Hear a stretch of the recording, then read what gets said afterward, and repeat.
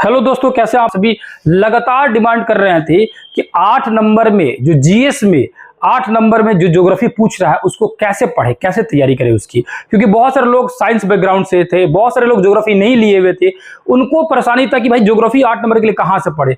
तो आज तक टीआरई में जितने भी ज्योग्राफी क्वेश्चन पूछे हैं जीएस में, है ना, चाहे 1 to 5 में पूछा हो, 6 to 8 में पूछा हो, 9 10 में पूछा हो, 11 12 में पूछा हो, चाहे टीआरई 1 हो, 2 हो, 3 हो, सब एक जगह उठा के ला दिया हूं।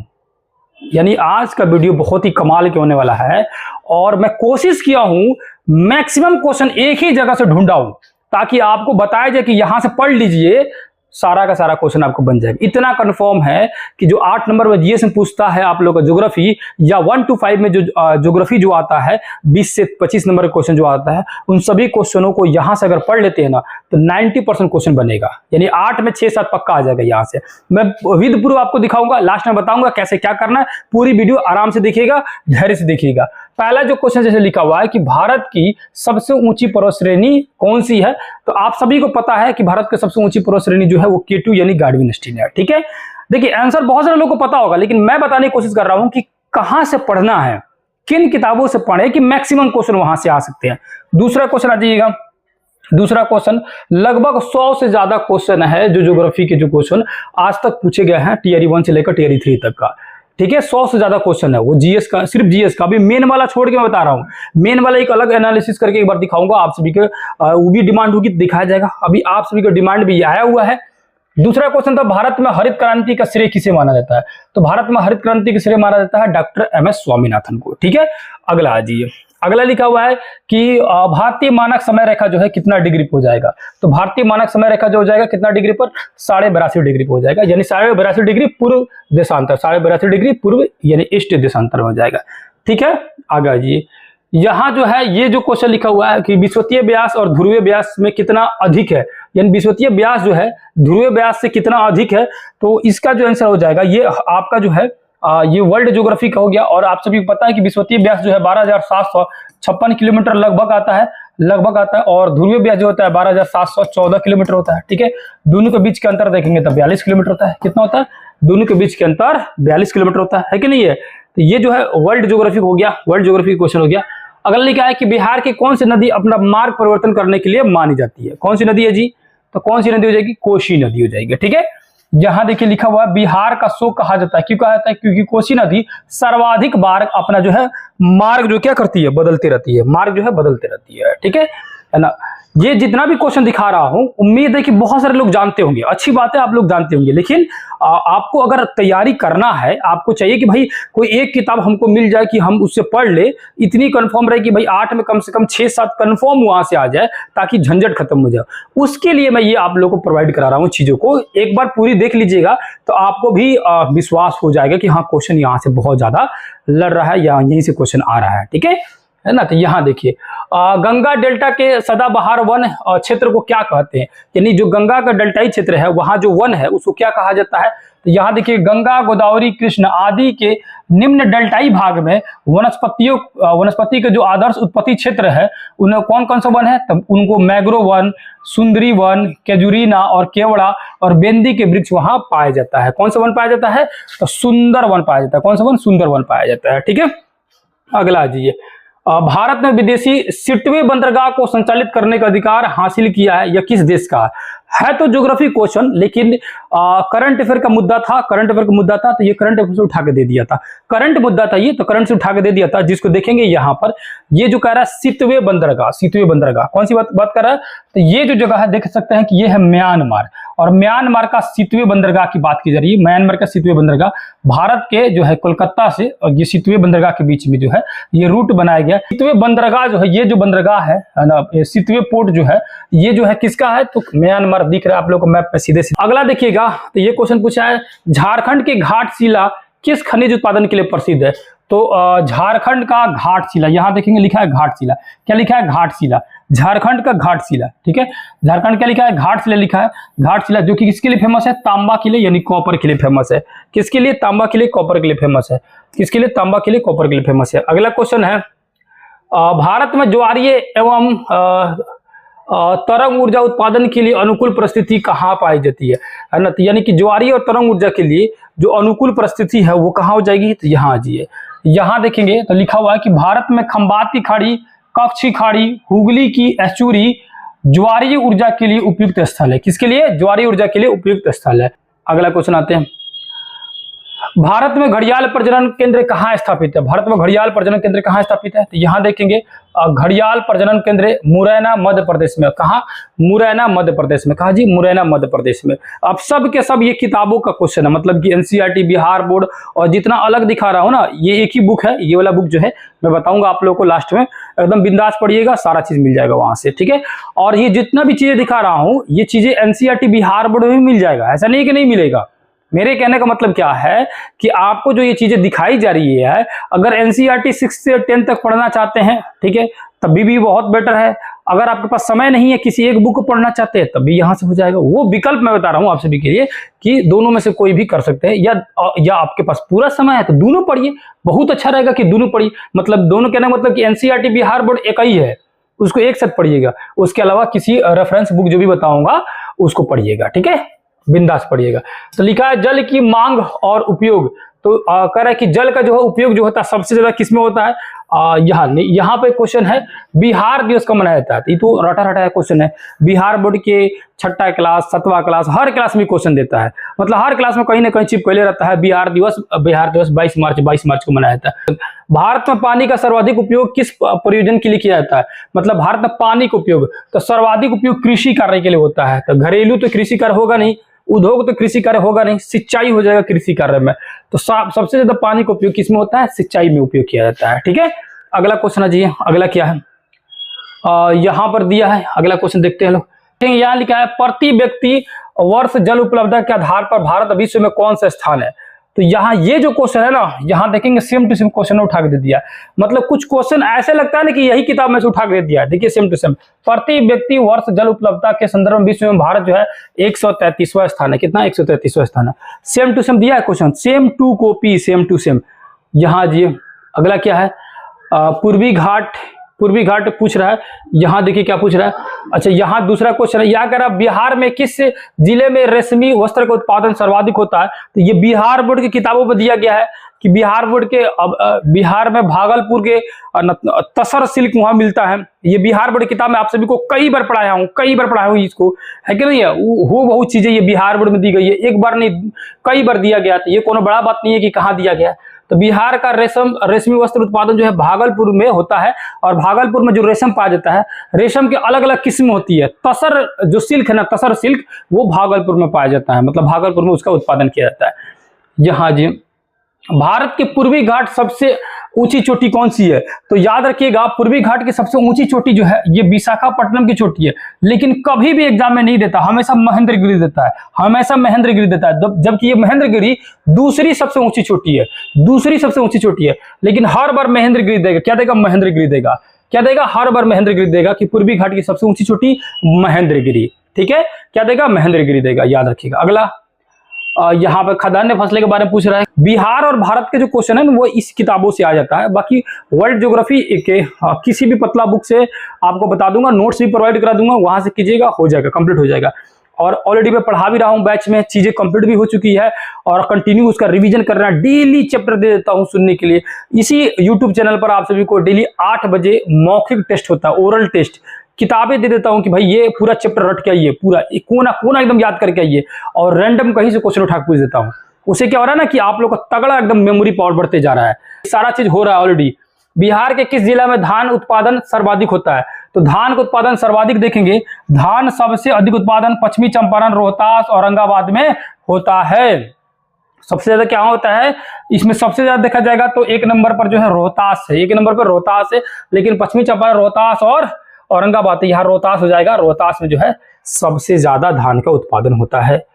उसके बाद देखेंगे तो यहाँ पर देखेंगे, अगला क्वेश्चन आएंगे, यहाँ पर क्या लिखा है अगला देखेंगे तो कह रहा है कि भारतीय उपमहाद्वीप पूर्व में मूलतः एक भाग था। ये वाला क्वेश्चन का आप लोग पता है कि इस बार वाला क्वेश्चन है, और इसका आंसर जो है डिलीट कर दिया गया है, क्योंकि यहाँ पर उपमहाद्वीप की जगह वो प्रायद्वीप होना चाहिए था।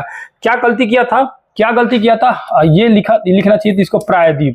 प्रायद्वीप लिखता है ना, भारतीय प्रायद्वीप पूर्व में मूलतः एक भाग था, तो गोंडवाना आइलैंड का प्रायद्वीप को उपमहाद्वीप कह दिया था, ठीक है, गबड़ा गया था, ठीक है। आयोग की तरफ से ये गलती हो गया था, इसलिए क्वेश्चन का जो है इसको क्वेश्चन ही डिलीट कर दिया गया। अगला लिखा हुआ है निम्नलिखित में से कौन सा भूकंप जो है सबसे विनाशकारी होता है? तो ये तो जो प्लेटोनिक भूकंप होता है, जब प्लेट आपस में टकराता है तो बहुत खतरनाक भूकंप होता है। ये भी वर्ल्ड ज्योग्राफी का सेशन है और ये भी आप लोग को लूसेंट से आसानी से पढ़ सकते हैं, ठीक है ना। बाकी लूसेंट के अलावा नोट्स भी प्रोवाइड कराता हूँ, वहां से भी कर सकते हैं। एमसीक्यू को पूरा एक सेट ही दे देता हूँ, 6-6 हजार क्वेश्चन है पूरी सब्जेक्ट मिलाकर। एक एक सब्जेक्ट का, जैसे खाली ज्योग्राफी का देखिएगा तो 1200 से 1300 क्वेश्चन है ना। हिस्ट्री का 2-2 हजार का क्वेश्चन है ना। सारा चीज प्रोवाइड करा रहा हूँ, वहां से हूबहू क्वेश्चन ये मिल जाता है, हूबहू क्वेश्चन मिल जाता है। ग्रीनविच जो है भारतीय समय रेखा से कितनी आगे, मतलब ग्रीनविच से हम लोग कितना आगे हैं? अच्छा, ये पूछ रहा है। तो ग्रीनविच से यहाँ पर 5 घंटा 30 मिनट आगे है। कितना आगे? 5 घंटा 30 मिनट आगे है। कितना? 5 घंटा 30 मिनट आगे है। अगला लिखा है बायोगैस के बारे में। आज ये देखते हैं बायोगैस के बारे में। बायोगैस का प्रमुख घटक देखेंगे तो क्या क्या हो जाएगा बायोगैस का प्रमुख घटक? तो याद रखेंगे मीथेन और कार्बन डाइऑक्साइड इसका मिश्रण है। बायोगैस का प्रमुख घटक क्या है? मीथेन है। क्या है? मीथेन है, ठीक है। अगला है ओजोन O3 में तत्व है। तो O3 में क्या मौजूद होता है? सारा चीज यहाँ दिया गया कि O3 में कुछ तथ्य जो है, अच्छा कुछ तथ्य पूछ रहा है कि क्या सही है। तो पहली बात लिखा है यहाँ पर ये उच्च तरंग दैर्ध्य के विकिरणों को अवशोषित करता है। बिल्कुल सही है। क्या कर लेता है? उच्च तरंग दैर्ध्य यानी अल्ट्रावायलेट किरणों को क्या कर लेता है? पृथ्वी तक आने से बचाता है। और ये मध्य मंडल पर आ जाता है? नहीं, ये मध्य मंडल में नहीं होगा। ये किस मंडल में होगा? तो ये क्षोभ मंडल के ऊपर और समताप मंडल के नीचे, यानी बीच में रहता है। क्षोभ और समताप के बीच में रहता है। यह वायुमंडल में अधिक अस्थायी गैस है? नहीं, बिल्कुल नहीं है। अस्थायी तो नहीं है, अस्थायी है। क्या? अस्थायी है। अस्थायी गैस है, याद रखिएगा, ठीक है। अस्थायी गैस है। तो इसमें से सिर्फ एक ही हो जाएगा, ये हो जाएगा, तथ्य सही हो जाएगा, ठीक है। ऑप्शन ए हो जाएगा, ठीक है। अगला जी, राष्ट्रीय उद्यान में सुरक्षा दी जाती है। तो राष्ट्रीय उद्यान में जो सुरक्षा दी जाती है, एक्चुअली में राष्ट्रीय उद्यान में देखेंगे तो जीव जंतु पेड़ पौधे सबको दिया जाता है, सबको दिया जाता है। यानी कि जीव जंतु पेड़ पौधा दोनों को ही राष्ट्रीय उद्यान में सुरक्षा दिया जाता है, ठीक है। पारिस्थितिकी तंत्र नहीं होगा, ठीक है। इनमें से एक से अधिक हो जाना चाहिए आंसर इसका। फलों और एवं सब्जियों की खेती क्या कहलाती है? तो यहाँ जी फलों और सब्जियों की खेती जो देखेंगे यहाँ पर, फलों सब्जियों फूलों फलों उगाना हार्टिकल्चर कहलाता है। अगला लिखा है कि अक्टूबर नवंबर के महीने में भारी वर्षा होती है, कहाँ होती है? तो अक्टूबर नवंबर महीने में आप सभी को पता है कि तमिलनाडु में होती है। और तमिलनाडु का जो तट है, तमिलनाडु वाला जो तटीय एरिया जो है, वो तटीय एरिया, ये वाला जो तट एरिया है, ये वाला जो तमिलनाडु का जो तटीय एरिया है ना, ये वाला जो एरिया, तो इसको बोला जाता है कोरोमंडल। क्या बोला जाता है? कोरोमंडल। क्या बोला जाता है? कोरोमंडल। कई बार डिटेल्स आप लोगों को पढ़ा चुका हूँ, बता चुका हूँ। तो कहाँ होगा? कोरोमंडल तट पर होगा बारिश से। कहाँ पे? अक्टूबर नवंबर में। क्यों? क्योंकि यहाँ पर बारिश होती है लौटते मानसून से। किससे होती है? लौटते मानसून से यहाँ पर बारिश होती है, लौटते मानसून से बारिश होती है यहाँ पर, जो अक्टूबर महीने के समय में वहां पहुंच जाता है। भूस्खलन का निम्नलिखित में से कौन सा भूस्खलन प्रोन नहीं है, प्रभावित नहीं है? मतलब कि भूस्खलन से जो एरिया है वो प्रभावित नहीं होता है। अब इसका भी कंसेप्ट समझने वाला है चीजें। जैसे मान के चलिए कि पश्चिमी घाट या हिमालयन क्षेत्र, ये दोनों जो एरिया है काफी ऊंचाई पर है, ऊंचाई पर। और जो चीजें जितना ज्यादा हाइट पर रहता है, जितना ज्यादा मतलब कि चलिए हाइट पर ज्यादा है और ये चीज हाइट पर कम है, तो यहाँ से भूस्खलन होने की संभावना ज्यादा रहती है। तो वो पश्चिमी घाट पूर्वी घाट की अपेक्षा ज्यादा हाइट पर है और हिमालयन क्षेत्र तो काफी ऊंचाई पे है। तो ये दोनों काफी ज्यादा हाइट पर होने कारण, है ना, हाइट पर होने कारण क्या होता है? भूस्खलन ज्यादा होता है, ज्यादा मिट्टी जो है नीचे गिरता है। भूस्खलन क्या होता है? ज्यादा होता है, ठीक है। क्या होता है? भूस्खलन ज्यादा होता है। समझ आया? तो यहाँ लिखा है कि भारत के दक्षिण के क्रम में व्यवस्थित है। उत्तर से दक्षिण पूछ रहा है। ये चीजें भी मैप में चीजों को आप समझे रहते, पढ़ाते वक्त बताया गया, तो उसमें यहाँ पर शायद इसको लगाना भूल गया हूँ, ठीक है। यहाँ पर ये रहा, यहाँ पर मैप के हिसाब से समझते आप। जैसे यहाँ देखेंगे तो पहला जो है काराकोरम, उसके बाद है लद्दाख, क्या है? उसके बाद लद्दाख, उसके बाद क्या है? जास्कर, उसके बाद नीचे आता है तो पीर पंजाल। तो उत्तर से दक्षिण, यानी ये हो गया नॉर्थ में, और नीचे ये तो ये साउथ हो गया, ठीक है, ये नॉर्थ हो गया। तो उत्तर से दक्षिण यानी काराकोरम, लद्दाख, जास्कर, पीर पंजाल। काराकोरम 1 नंबर, उसके बाद लद्दाख, काराकोरम लद्दाख, और उसके बाद से जास्कर, और 4 नंबर पे ये पीर पंजाल। इसको अरेंज करके देखिएगा, आपको आंसर मिल जाएगा उसका, ठीक है। उसका आंसर आप सभी को मिल जाएगा। अगला क्वेश्चन यहाँ देखिएगा, निम्नलिखित में से कौन सी भूमध्य सागर के उत्तर पश्चिम भाग की ओर चलती है? तो भूमध्य सागर से भारत की तरफ जो आती है वो होगी पश्चिमी विक्षोभ। आप लोगों को जलवायु चैप्टर से पढ़ाया जाता है तो उसमें बताया जाता है, और उसमें एनसीईआरटी पढ़िए चाहे बिहार बोर्ड पढ़िए, चीजों को डिटेल से समझिएगा। किताबों में ये नहीं मिलेगा जल्दी, लेकिन डिटेल से पढ़िएगा तो उसमें समझ आएगा कि जो आने वाली बारिश होती है उसे लगभग 80% बारिश हो जाता है, कहीं कहीं 85% भी देता है, और लौटते मानसून से 17% बारिश हो जाता है। बचल जो 3% वो पश्चिमी विक्षोभ से होता है।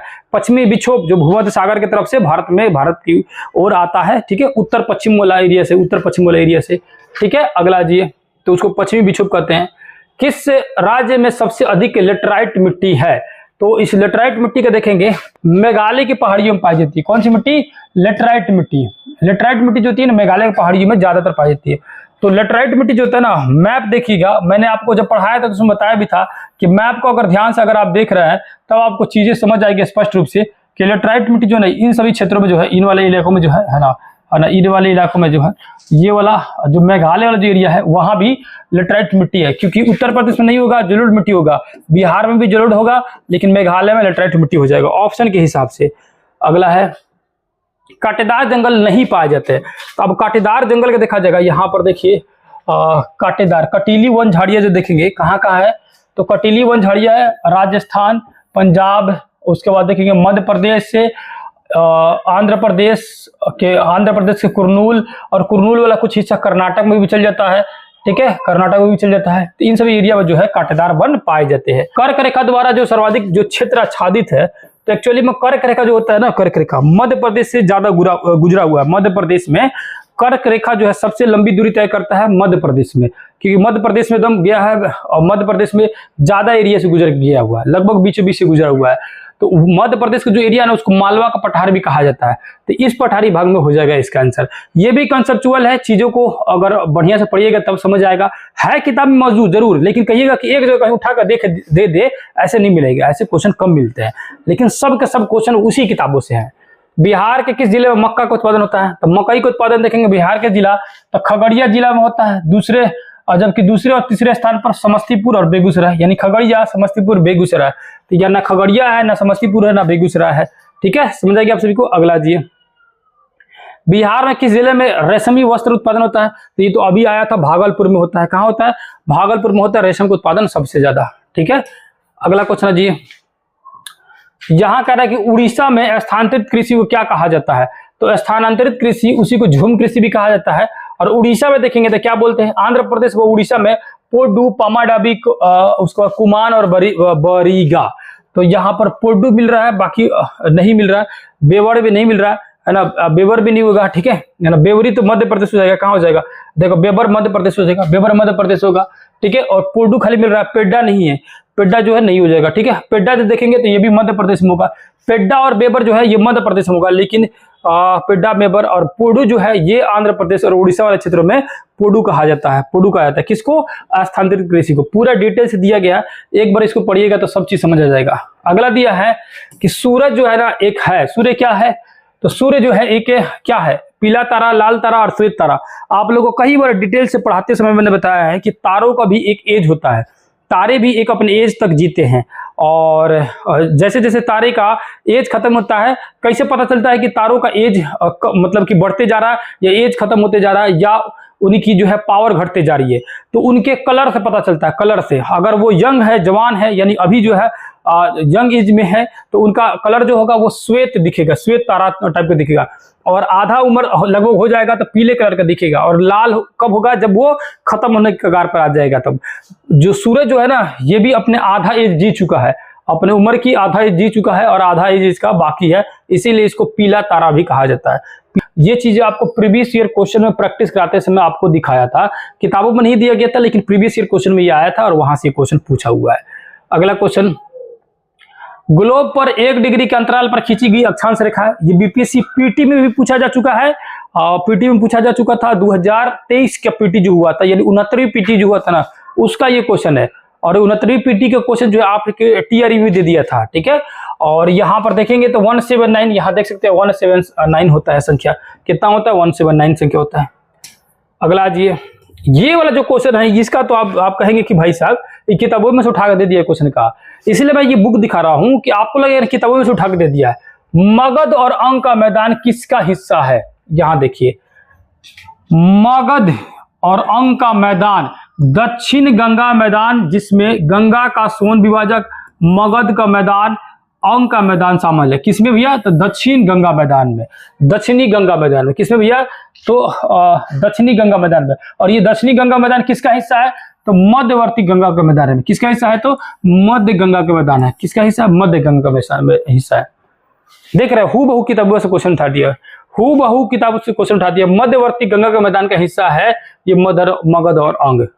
ठीक है, अगला जी, अगला क्वेश्चन है जी, यहां लिखा है कि हैदराबाद के दक्षिण पश्चिमी मानसून जो होती है ना, ये उसमें जो है लौटता जो है मानसून की वापसी जब होती है तो हैदराबाद वाले क्षेत्रों से कब जाता है लौट के? कब जाता है हैदराबाद वाले क्षेत्रों से लौट के?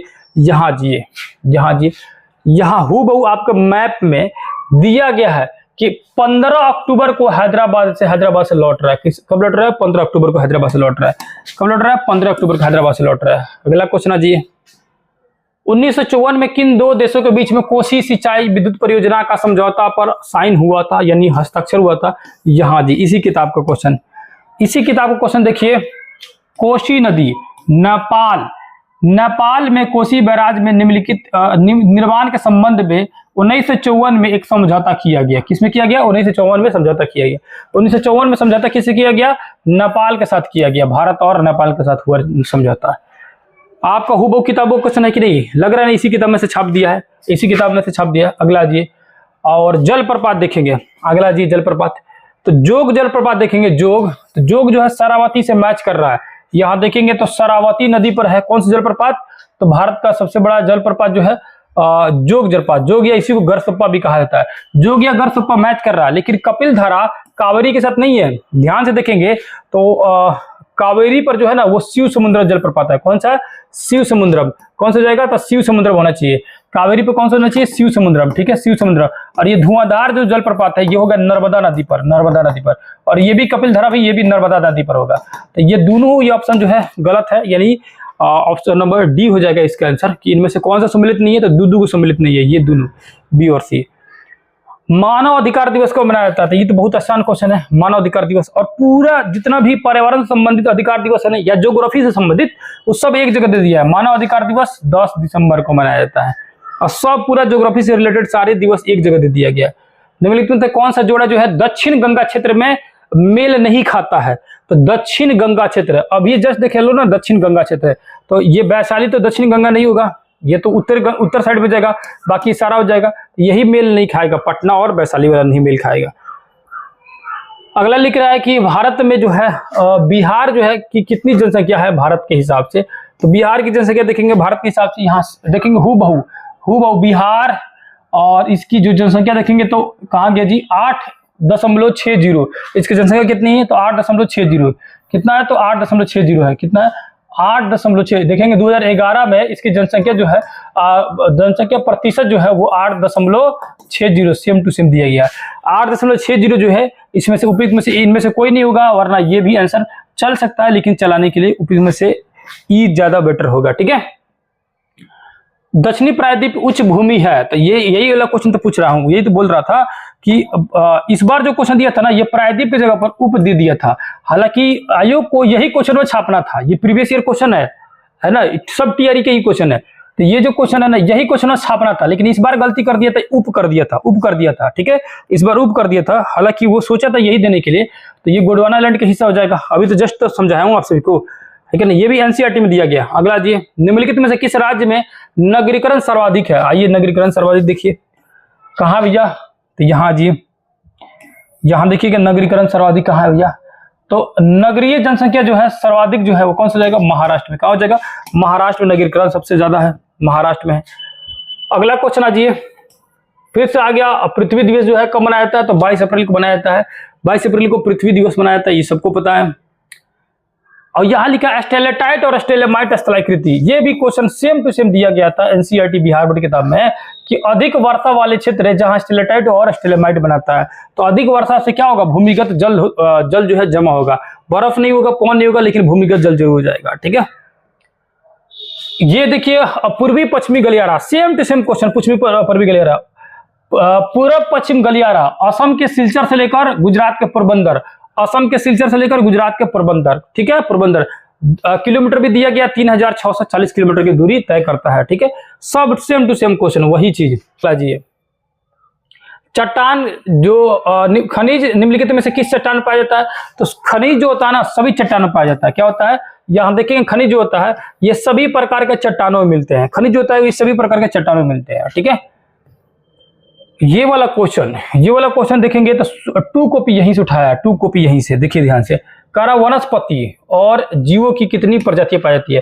तो यहाँ देखेंगे तो 47,000 जातियां पौधे के यानी वनस्पति को हो गया, और जीव यानी जाति जो जानवर का 90,000। तो 47,000 तो मैच कर रहा है, 47,000 तो मैच कर रहा है, लेकिन जो है यहाँ 90,000 होना चाहिए, 90, या बिहार बोर्ड के हिसाब से 89,000 होना चाहिए, 89,000 होना चाहिए, ठीक है, 89,000 होना चाहिए था। अगला जी, निम्नलिखित में से काली मिट्टी पाई जाती है? तो काली मिट्टी देखेंगे तो हूबहू किताबों से मिलेगा। गुजरात, महाराष्ट्र, मध्य प्रदेश, उड़ीसा के दक्षिणी क्षेत्र, उसके बाद से आंध्र प्रदेश का भी एरिया, तमिलनाडु, राजस्थान और छत्तीसगढ़ वाला एरिया जो है, इस सभी जगहों पर क्या है, आपको जो है काली मिट्टी पाई जाती है। बहुत सारे क्वेश्चन अभी ढूंढना बाकी है, क्योंकि लगभग 100 से ज्यादा क्वेश्चन थे, 100 से ज्यादा क्वेश्चन थे, लगभग 110 या 12 क्वेश्चन से ज्यादा था, ठीक है। अभी बहुत सारे क्वेश्चन बाकी है, देखेंगे तो ये वाला बहुत सारे क्वेश्चन बाकी है, अभी दुनिया भर का क्वेश्चन बाकी है, सारे क्वेश्चन का। तो आप सभी करना क्या है, कमेंट करके लिखना है कि पार्ट 2, इसका पार्ट 2 लाया जाए। अगर आप सभी चाहते हैं कि इन सभी क्वेश्चनों का और भी जितने भी क्वेश्चन बच गए हैं, इन सभी क्वेश्चनों का एनालिसिस करके दिखाऊं, और जो किताब से मैं दिखा रहा हूं उस किताब को मैं बताऊं, तो आप सभी कमेंट करके जरूर लिखिएगा पार्ट 2 लिखिएगा। उस पार्ट 2 में किताब का नाम भी बता दूंगा, और बाकी जितने भी क्वेश्चन बच गए वो सारा एनालिसिस करके दिखा दूंगा। तो आप सभी कमेंट कीजिएगा, वेट रहेगा आप सभी कमेंट का। और कुछ चीजें अगर छूट गई होगी बताते वक्त में, तो आप सभी जो है उसको भी कमेंट करके अपने सजेशन दे सकते हैं कि क्या चीजें उसमें छूटी है, क्या चीजें बताया जाए। दूसरा, ज्योग्राफी जैसे ही 8 नंबर का ये चीजें आप लोग हो जा रही है, तो आप सभी जो है कमेंट में ये भी लिख सकते हैं कि अगला जो सब्जेक्ट, किस सब्जेक्ट का जो है एनालिसिस किया जाए। अभी जो है किस सब्जेक्ट का एनालिसिस किया जाए, जीएस में बाकी जो क्वेश्चन बच गए हैं, बाकी जो सब्जेक्ट बच गए उनका, या मेन में, जो भी होगा आप कमेंट बताइएगा। जिनका सबसे ज्यादा कमेंट होगा जिस विषय पर, उस विषय को नेक्स्ट टाइम में उसका जो है एनालिसिस किया जाएगा।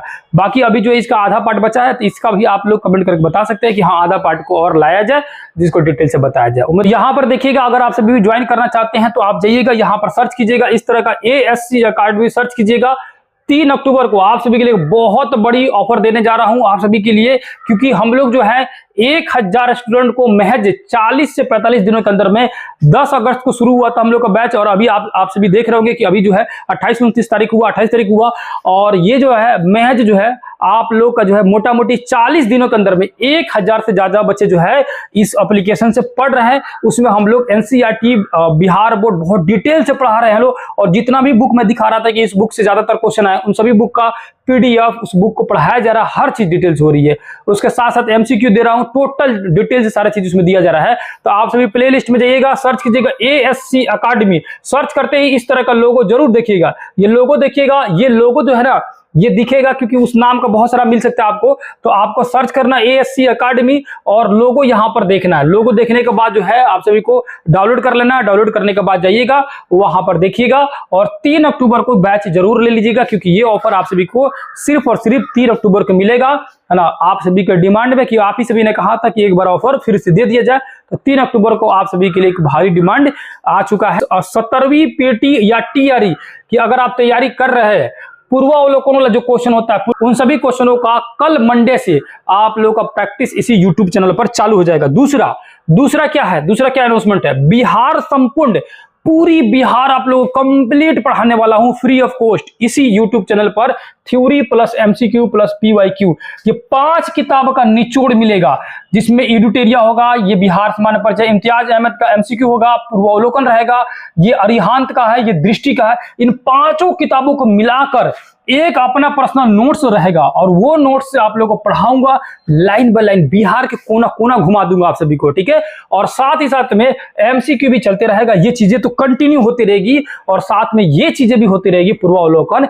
ये दोनों क्लास आपको मिस नहीं करना, चाहे आप BPSC TRE की तैयारी कर रहे हो या आप BPSC 70 की तैयारी कर रहे हो, आप दोनों के लिए क्लास बहुत ज्यादा महत्वपूर्ण है, बहुत ज्यादा इंपॉर्टेंट है। डेली टास्क दिया जाता है, लाइव में क्या होता है, डेली जो है लाइव जो है आप जुड़ सकते हैं इसी यूट्यूब चैनल पर, यूट्यूब पर जो फ्री ऑफ कॉस्ट जुड़ सकते हैं, जहां हम लोग स्टैटिक जीके का, वो भी इधर उधर से नहीं, आपको होमवर्क दिया जाता है, एचडब्ल्यू होमवर्क दिया जाता है, और होमवर्क में बताया जाता है कि हिस्ट्री का, ज्योग्राफी का, साइंस का कौन कौन चैप्टर पढ़ के आए, एनसीईआरटी, बिहार बोर्ड सबका, या किसी स्पेशल बुक से अगर पढ़ाना आपको टेस्ट लेना रहता है, इन सब का मैं पहले ही आप लोगों को पीडीएफ प्रोवाइड करा देता हूं, पीडीएफ पहले ही दे दिया जाता है। उसके बाद जो है आप सभी को यहाँ पर ओरल टेस्ट होता है, ओरल ऑन द स्पॉट, सामने सामने पूछा जाता है कि भाई चैप्टर का पूरा चैप्टर बोलता हूँ कि याद करके आइए, चैप्टर का कोना कोना कहीं से क्वेश्चन पूछता हूं, ताकि ये चैप्टर कंप्लीट आपको एकदम दिमाग में बैठ जाए। ये चीजें आज नहीं, 1 महीना बाद आपको दिखेगा, 1 महीने बाद आपको पता चलेगा कितनी इंप्रूवमेंट हुई आपकी, 1 महीने बाद समझ आएगा। जिस दिन आप लोग का एग्जाम आएगा ना, चाहे बीपीसी 70 हो या टीआरई हो, एकदम गर्दा उड़ा दीजिएगा, इतनी गारंटी मैं बता रहा हूं। क्योंकि मेरा काम सिर्फ आप लोग को कोर्स कंप्लीट नहीं कराना है, मेरा काम सिर्फ ये नहीं कि बैच में आपको कोर्स कंप्लीट करा दिया हो गया काम, नहीं, जब तक एग्जाम नहीं होगा तब तक आप लोग को घोर के एकदम पिला दूंगा, हर चीज को कोना कोना याद करा दूंगा, ठीक है। तो जो टास्क वाला जो चल रहा है ना, टास्क वाला जो काम चल रहा है, इसको एकदम मिस नहीं कीजिए लोग, एकदम एचडब्ल्यू जो चल रहा है ना, एचडब्ल्यू, उसको एकदम छोड़ना नहीं है, कंटिन्यू करते रहना है, ठीक है। मंडे से मिलते लोग, मंडे से आप लोग को बिहार भी एक ऐड हो जाएगा, पूर्वावलोकन भी ऐड हो जाएगा, ठीक है, वो भी चलते रहेगा। 8 PM में लाइव आना बिल्कुल ना भूलिएगा। आज भी आप सभी जो है लाइव आना चाहते हैं तो 8 PM में आके लाइव देखिएगा, चीजें समझ आएगी, तो उसके बाद आपको बैच लेना होगा तो लीजिएगा, बाकी आपकी इच्छा है। तो बैच लेने के लिए आपको सभी को बता दिया, उम्मीद कर रहा हूं कि सारी चीजें आपको समझ आ। आप सभी जाते जाते जो है ये 3 अक्टूबर वाला ऑफर जो है ध्यान रखिएगा, उम्मीद कर रहा हूं सारी चीजें आप सभी को समझ आ चुकी होगी, और आप लोगों को डाउनलोड करना होगा एप्लीकेशन, तो ASC अकेडमी और ये लोगो जरूर देखना है, और जाकर देखिएगा जो वहां पर बैच होगा, अब अपनी इच्छा अनुसार जो भी बैच लेना होगा ले सकते हैं, कोई दिक्कत होगा, कोई समस्या होगा तो बेधड़क जो है आप हमारे नंबर पर कॉल कर सकते हैं। नंबर जो है हम लोग का कॉन्टैक्ट नंबर जो है इसमें पिन भी कर दूंगा, और यहां भी लिख दे रहा हूं आप लोग को 9905550148, इस नंबर पर व्हाट्सएप कीजिए, कॉल कीजिए, जो समस्या हो, बैच लेना हो ना लेना हो, फिर भी इसी तरह भी अगर पूछना चाहते हैं तभी भी कॉल करके पूछ सकते हैं, बातें कर सकते हैं, ठीक है। उम्मीद कर रहा हूं सारी चीजें समझ आई होगी, फिर दूसरी क्लास मिलेंगे, तब तक के लिए बहुत बहुत धन्यवाद, नमस्कार, अस्सलाम वालेकुम, जय हिंद, जय भारत।